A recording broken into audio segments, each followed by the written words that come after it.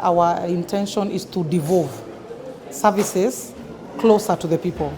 The idea about devolution was that services that are needed by Kenyans are provided in as close proximity as possible.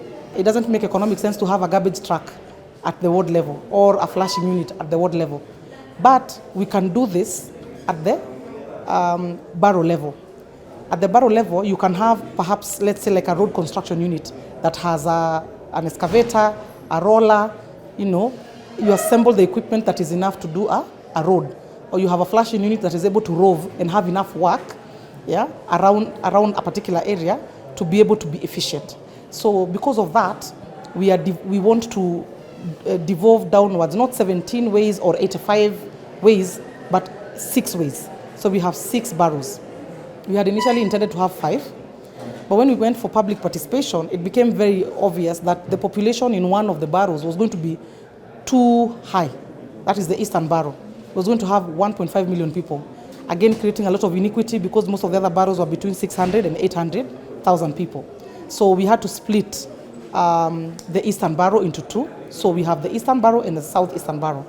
We know that Nairobians would prefer that we have different names because we did pick that feedback from the public participation. So we are working with a team to coin more sort of localized names, Swahili ones, for the boroughs. But for now, we are going with Southern Borough is Kibra and Langata. Then we have Western Borough, which is Dagoretti North, Dagoretti South, and Westlands. We have Central Borough, which is Kamkunji, Makadara, and Starehe sub-counties. Then we have the Northern Borough, which is Ruaraka, Roysambu, and Kasarani.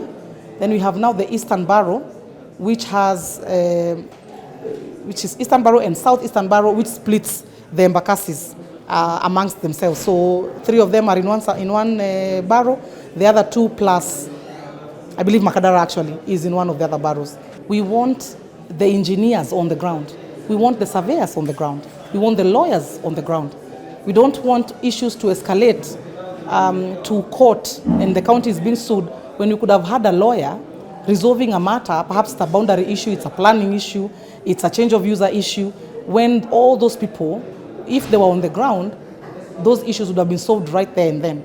So we have our sub-county planners, we have our sub-county engineers, and we just want them to coordinate better and have closer supervision next to them, so they don't have to keep referring back to City Hall. So there's what we have mapped to be done at the ward level. And ideally, unless there's a complication, it should not escalate to the sub-county level. So that if you come to the sub-county and say that that's the service you're looking for, I will immediately send you back down to the ward.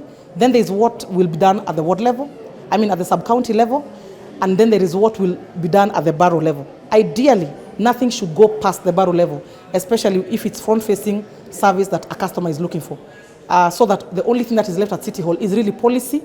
Na ikienda sana labda a bit of conflict resolution, maybe there's an issue that is cross-cutting, going across several boroughs, then that is an issue then you'd probably have to sort out at City Hall.